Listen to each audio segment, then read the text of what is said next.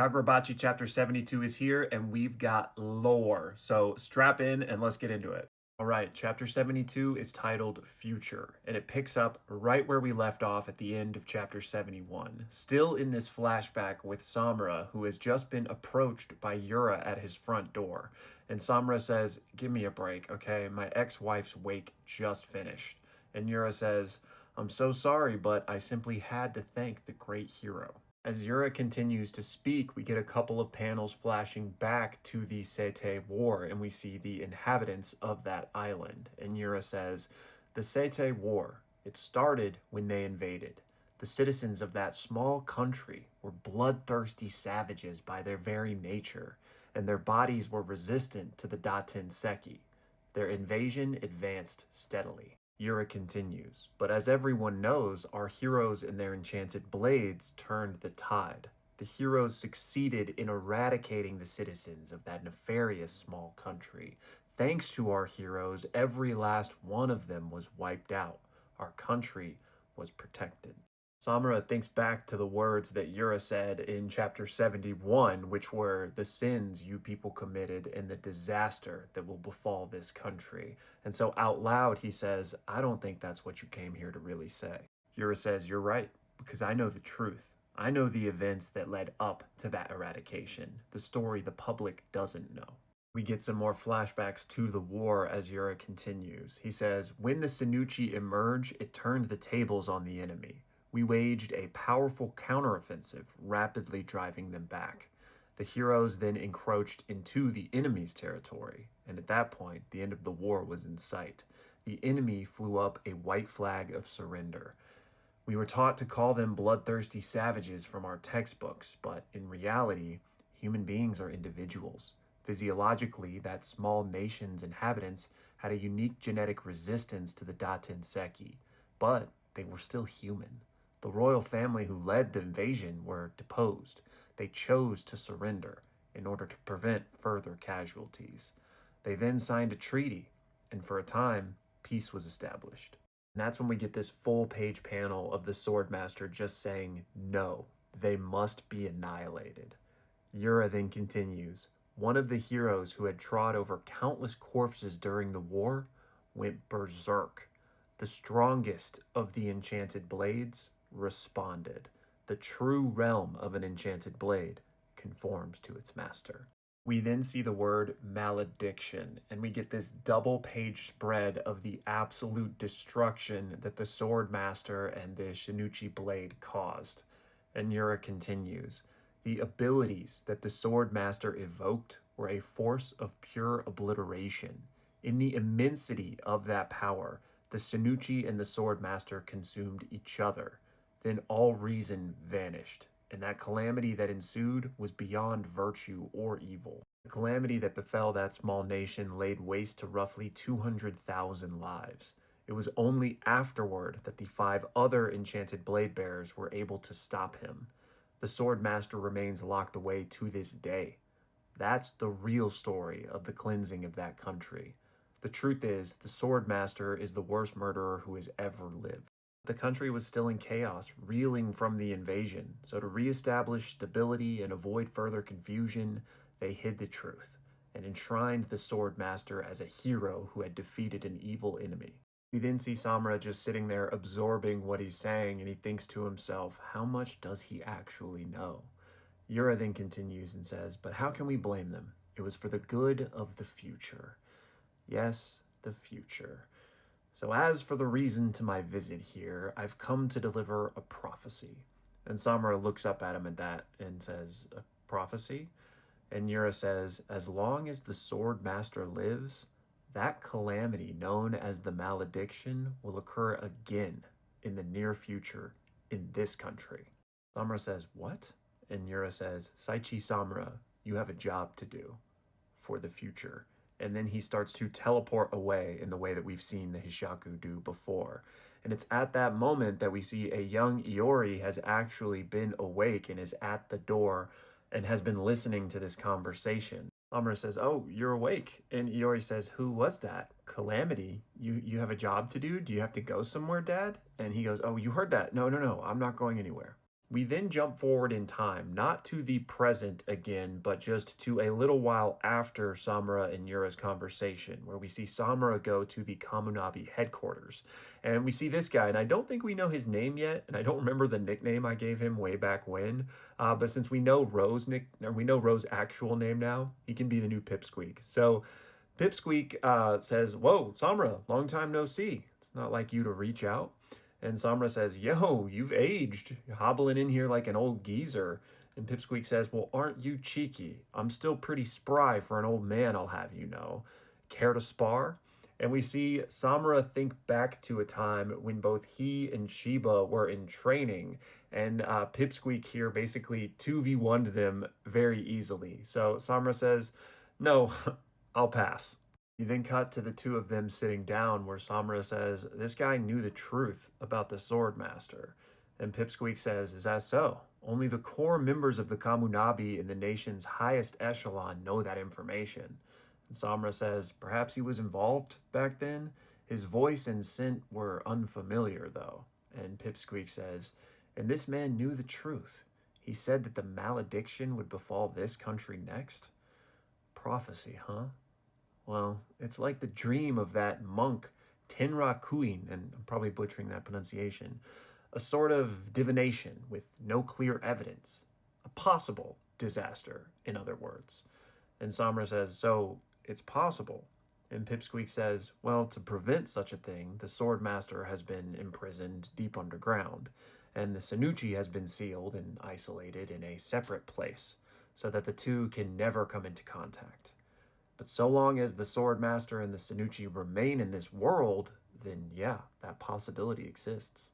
Pipsqueak continues and says, "In order to extinguish that possibility completely, we would have to execute the Sword Master. But as you know, that's not possible." And Samura says, "The eternal contracts." And Pipsqueak says, "Yeah, these life and death spells are immensely sophisticated. It would have been extremely cumbersome to enact multiple spells at once. So for that reason, Rokuhira used the Sanuchi as its core and assigned it to the Sword Master, his most trusted ally. Like a master-slave configuration, he linked them together to establish the contracts. Because of this configuration, if the Sword Master at its nucleus dies, the bodies of the other linked sword bearers will deteriorate, and within days, they too will perish. Like shogi pieces that fall when the king falls, the enchanted blade bearers accepted that risk as they entered the war. How could they know that their comrade would become their enemy? So if we execute the Sword Master Samura, then you and the other contracted owners of the enchanted blades will also die." And Samura starts to get upset, and he says, "But if we don't do something, then..." And Pipsqueak cuts him off and says, "Calm down. This isn't like you." He then goes, "But I understand where you're coming from. You're caring for your daughter now, so that's why you're concerned for the future." And Samura pauses and says, "Yes." And Pipsqueak says, "The possibility does exist, but it's extremely slim. Very few people know that the Sword Master and the Sanuchi are under the tightest security imaginable. So as long as the Sword Master and the Sanuchi are sealed and isolated, then there's really no concern. We don't need to sacrifice your lives for such a slim possibility. What the Sword Master did is a horrible crime that we somehow must atone for. But to the very end, the rest of you fought to save citizens and not to kill the enemy. You are heroes, and you've done enough. Let us handle the rest. You and your daughter have futures to live for." We then cut to Samura watching Yori train in the dojo, and we see one of the students say, "She has her eyes closed. How is she doing that?" And Samura says, "She's constantly imitating me, and I guess she's getting the hang of it." And then we see her like very badly lose with her eyes open, and the other trainee says, "Actually, she seems more afraid when she opens her eyes." And Samura says, "Yeah, closing her eyes eliminates extraneous thoughts. She can quietly concentrate and focus on wielding the sword." And the student says, "Incredible. Well, she is the daughter of the great hero Saichi Samura after all." Samura doesn't say anything to that, but Iori immediately rushes over to him and is like, Dad, did you see that?" And he says, "Yes, well done." And she says, "Right? I'm going to be the best fighter ever, and I'll protect you, Dad." And he laughs and says, "Is that so? Well, I can't wait." And that's where the chapter ends. Man, all right, there was a lot of lore this chapter. We are finally peeling back the pages on just what occurred back during the Sete War that has set off the events of this entire story, right? And it is pretty much exactly what we were, theorizing about, that there was a just genocide, an ethnic cleansing of these people. And as history is written by the victors, Japan has tailored the story to make them look the best, right? What I do think is interesting, though, is that obviously the horrors of war are suffered by both sides. Like, even if you want to call it a justifiable war and lives that are taken in that respect, that still takes a toll on somebody, right? So obviously, Samura and the rest of the Enchanted Blade wielders are fully in their right to be wrestling with those demons. But what I found interesting is like the true horrific crimes were all just him, basically. Like, he alone was not willing to accept the surrender, and he alone with the malediction like just destroyed everyone, right? It doesn't seem as if Samura and the rest of the Enchanted Blade wielders were on board with that, and in fact they're the ones that ultimately stopped him, right? Now it was too late to save the people of this island, but still, like, uh, who am I to tell people how to wrestle with their demons? But I almost feel like Samura is taking too much of the blame for this. You know what I mean? And I guess we haven't met too many of the other Enchanted Blade wielders to know how, they really feel about it. But I was originally expecting that all of them, as, these weapons of Japan, were maybe told to go wipe these people out, even though they had surrendered. But that really wasn't what happened.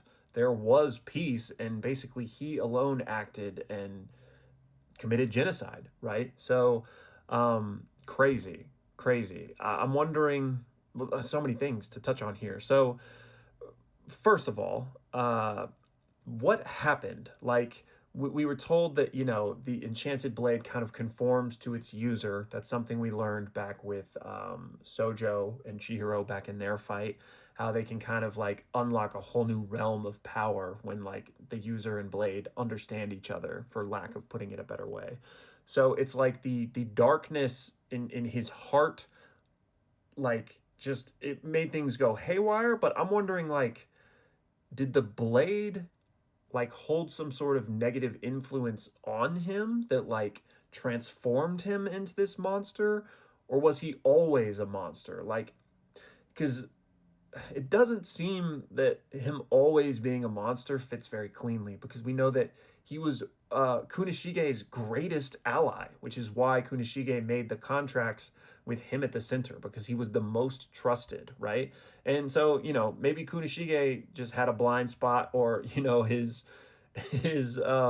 morality detector was way off or something. But I feel like there's another piece to this puzzle that we're missing still, that caused him to go crazy. And maybe it is just maybe he was drunk on power, and from the sword. Maybe the sword does have a corrupting influence, or maybe something else entirely entered the equation, right?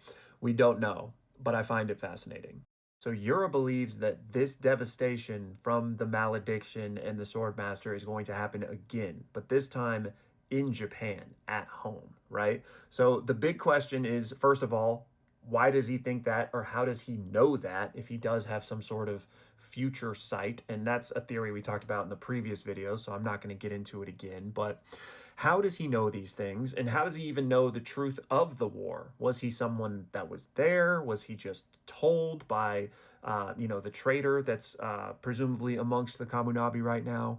What exactly is the motivation? Because we know that Yura also wants the Shinichi blade, right? He wants to wield that himself. And is that just because he wants the power to prevent this? Or, I mean, we just don't know enough about his motivations yet. Like, what if it's maybe self-fulfilling prophecy isn't the right way to put this, but what if, like, the devastation that he's warning Samura about that might happen in Japan is the devastation he himself plans to cause, but he's just framing it as if the sword master is going to be the one to do it, because that will help him get Samura on his team to go take out the sword master and everyone else, which will then allow him to wield the Sanuchi, right? So still too many missing pieces on exactly what Yura wants out of all of this, but I do think the easy place to jump would be that he is either from the Datenseki Island or connected to it in some way and maybe wants revenge.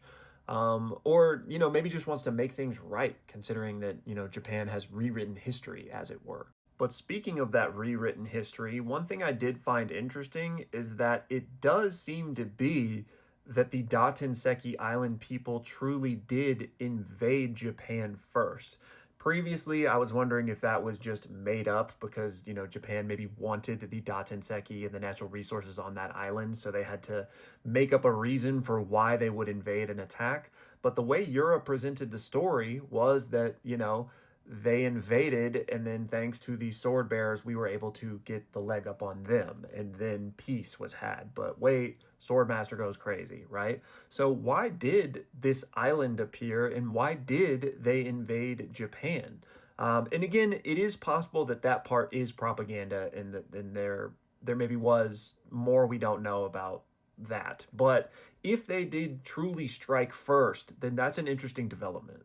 The other thing that's really interesting to me this chapter is this reveal about the Swordmaster and the Eternal Contracts. We know that the Swordmaster is the nucleus of this thing, and all the other blade wielders are attached to it. So if you kill the Swordmaster, all of the other blade wielders will die.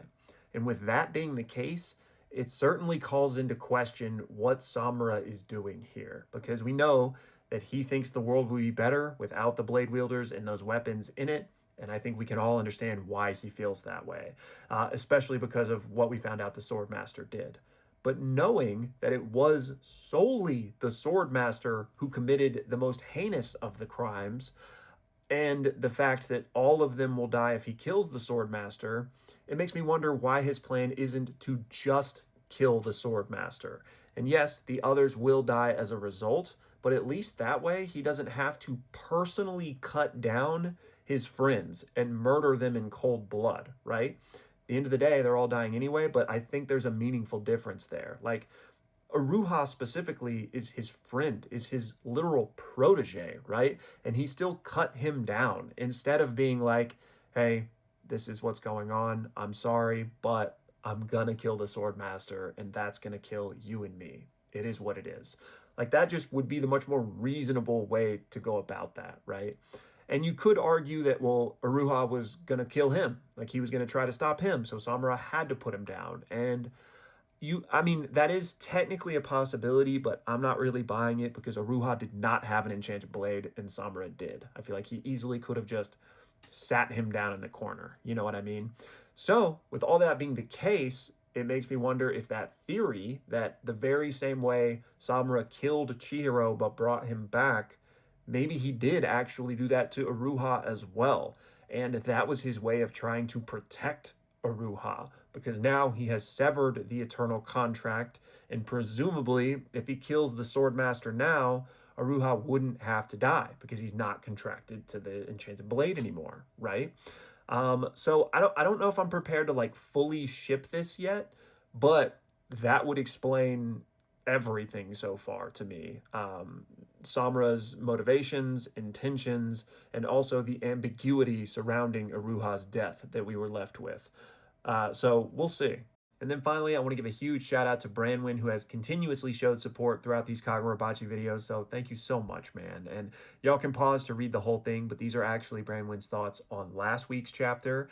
So to address the two main things here, I could definitely see Yura and Samura having a history. But if that's true, I think it obviously means that Yura is someone else. And he's either disguising himself or that's a puppet or something else, right? We talked about this a little bit in last video, how he like seemingly hasn't aged. So maybe that's a mask or some sort of altered form. But I think he could easily be somebody that Samura actually has history with, which is how he knows all of these things. And the other thing Branwyn touches on is this idea of what if Chihiro and Yori are cousins or somehow related, because there is kind of this mystery of whoever his mother was, right? And then there's this mystery of who Iori's aunt is, the one in the Kamunabi. So what if there is some sort of family tree convergence there, which would explain maybe why Samura and Kunishige were a bit more connected compared to the other blade wielders, right? We saw a young Chihiro with Shiba run into Rokuhira and then comfortable enough to go to their house. So I don't know how sold I am on the idea that they're directly related, but I could absolutely see there being more of a history there. I know a lot of people have talked about this, that moment where the young Chihiro runs into Shiba, that Iori maybe was there as well, and we just didn't see that because the memories had been altered. So now that she remembers, maybe she'll remember Chihiro from her childhood and they will have had more history in that regard. But just on the grander subject of a whole, where Brandman talks about maybe what Yori's place in this story is going to be moving forward, it definitely seems like, especially with these last two chapters, Hokuzono has been building to that. So, like, and this is a question I've talked about in the previous few chapters. I don't know if this means she'll be an ally and like a member of the main gang, as it were, or if she could even be an enemy. I would lean more and more ally with what we've been discovering, but I do think there's potential for a turn here, given on just exactly who she aligns with most on the morality of everything going on. Because I do think, and I think everyone thinks, that Samura is not long for this world. So I think that his death could kind of skew her in a direction away from Chihiro and everyone else.